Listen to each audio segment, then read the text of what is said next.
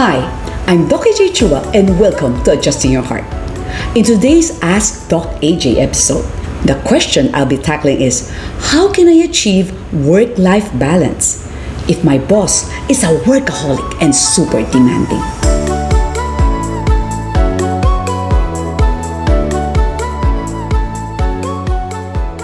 A survey revealed the different reasons why it's hard to maintain a work-life balance. 68% said that technology has me always on. 48% said that the success of our business rests on my shoulders. 46% said that my company demands a high number of hours. But 73%, making it the greatest reason, said it's because of an unsupportive or unhealthy boss. Superiors who are workaholics demand the same dedication from their subordinates. Though you're loaded with so many tasks, they will keep giving you more and expect you to finish them immediately. They can be critical and brutally frank when you don't deliver. They expect you to answer emails or texts 24/7 during day offs and even your vacation time. This can be very stressful. But before you can negotiate, you first have to impress them. So tip number 1, be productive during office hours. Push yourself to excel. Impress the boss with many finished tasks, close deals, and profits for the company. Prioritize and set deadlines. Tackle the hardest tasks when you're most alert. Avoid cramming.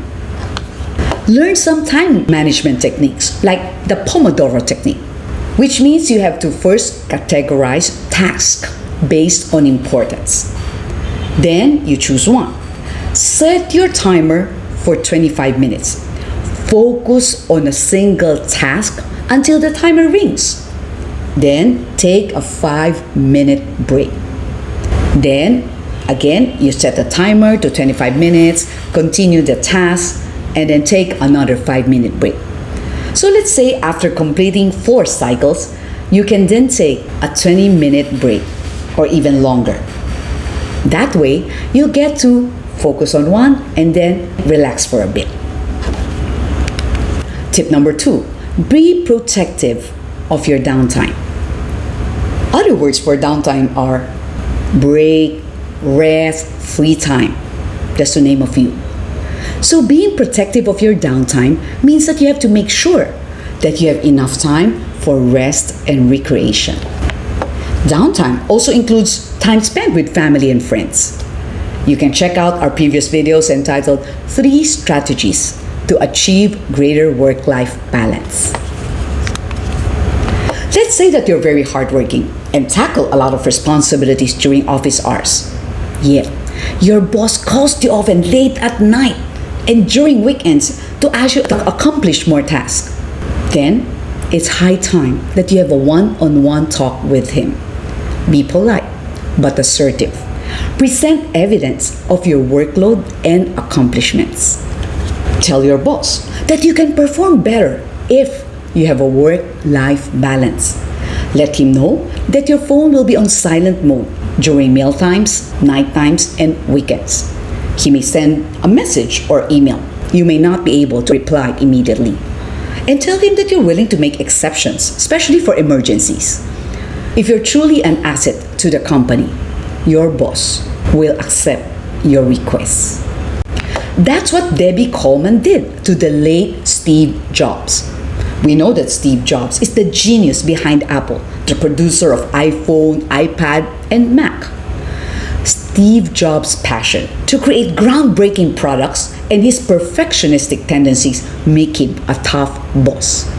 I read his biography, and he was the type of boss who would call his employee in the middle of the night and get angry when that employee don't pick up.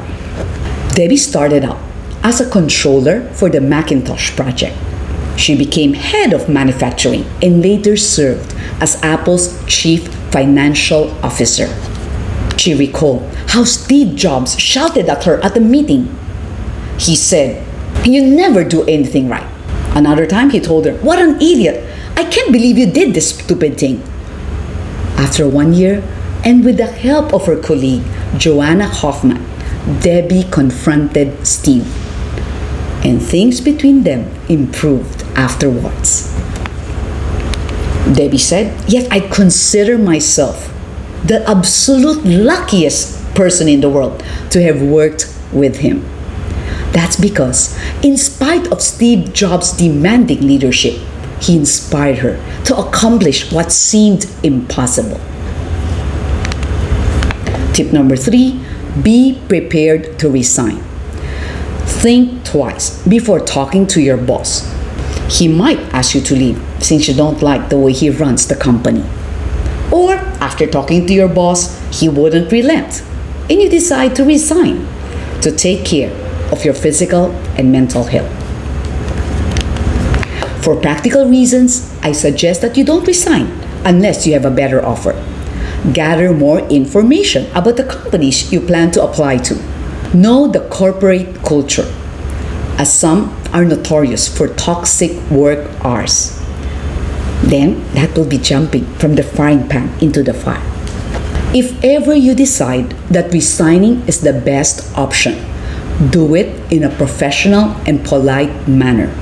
That way, when the HR of your prospective company calls your former boss or colleagues, they will give you a positive recommendation. How can I achieve work-life balance if my boss is a workaholic and super demanding? Tip number 1, be productive during office hours.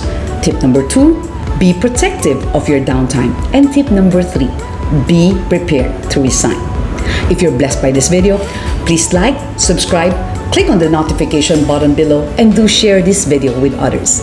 Do follow Adjusting Your Heart in Facebook, IG, TikTok, and Signal GCTV 185. Take care, everyone.